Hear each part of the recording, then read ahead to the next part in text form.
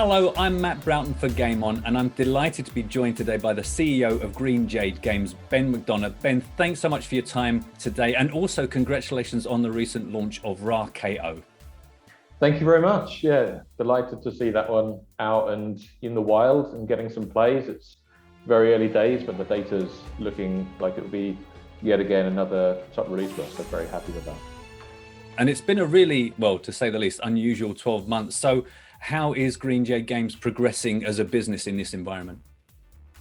It's been a really interesting 12 months. I think irrespective of any global pandemics, when you're a young company, stuff is changing quickly all the time. So irrespective of the need to sometimes work from home and build businesses remotely, when you're building and learning so quickly, every day is different than the day prior. The new information you're making decisions on really helps keep things interesting all the time.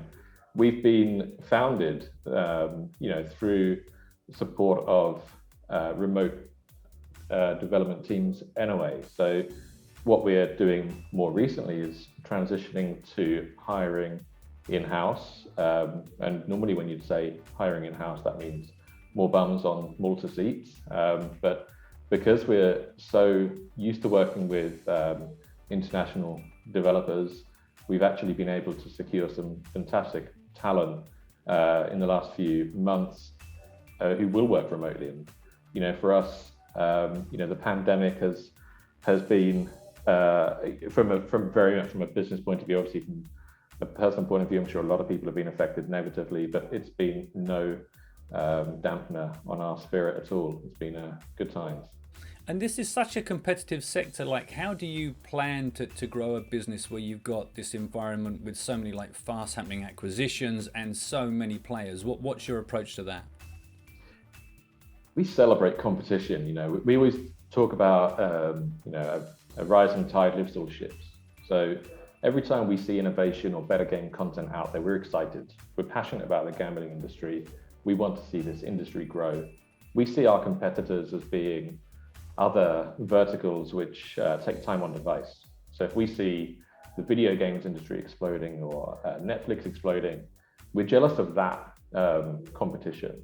The acquisitions, that's a natural part of growth as well. When you have larger companies, innovation is typically an incredibly hard thing to invest in.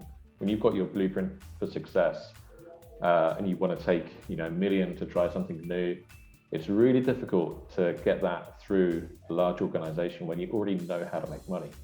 So I think acquisitions are a natural way of scratching an itch that you really just don't want to take the risk of delving into,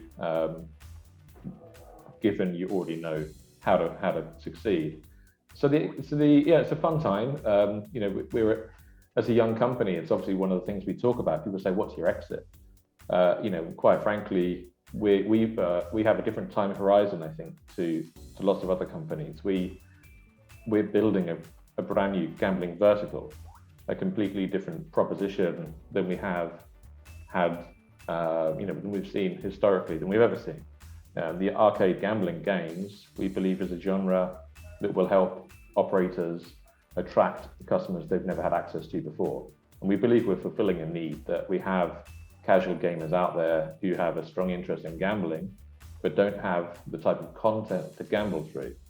So when we see these acquisitions, we imagine, 3 to 5 years time, hopefully we're out there looking to acquire companies ourselves, and fulfill needs that we ourselves are growing too big to scratch. But I celebrate it. I love it. And being in the industry for so long, I know the people behind some of these big acquisitions personally.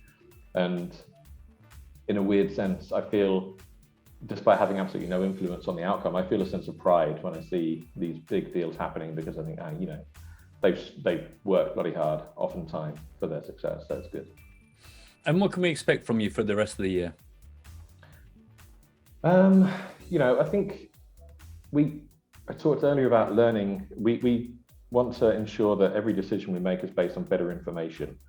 As a leader in this company, I'm trying to encourage that we actually move slower to achieve faster growth. I think we've been guilty of releasing too much too quickly and not always focusing on the best product for the market at the right time. So we have an arcade suite of games that we've been working on now for 4 or 5 months, developing our platform to ensure that the games work in exactly the right way for operators and for players. Before, we made games that you could play a single game around for 45 seconds. Fantastic for the player, but the operator's like, wouldn't mind a few more pennies being dropped in that time period.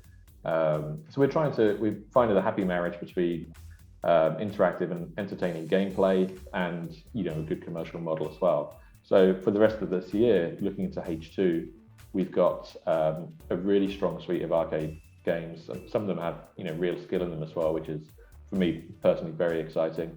And we're starting those in June with Cash Mash, so that's what I'm looking forward to. All right, well, we'll look forward to that also. And for now, thanks very much for taking the time to talk to me. Thank you, Matt.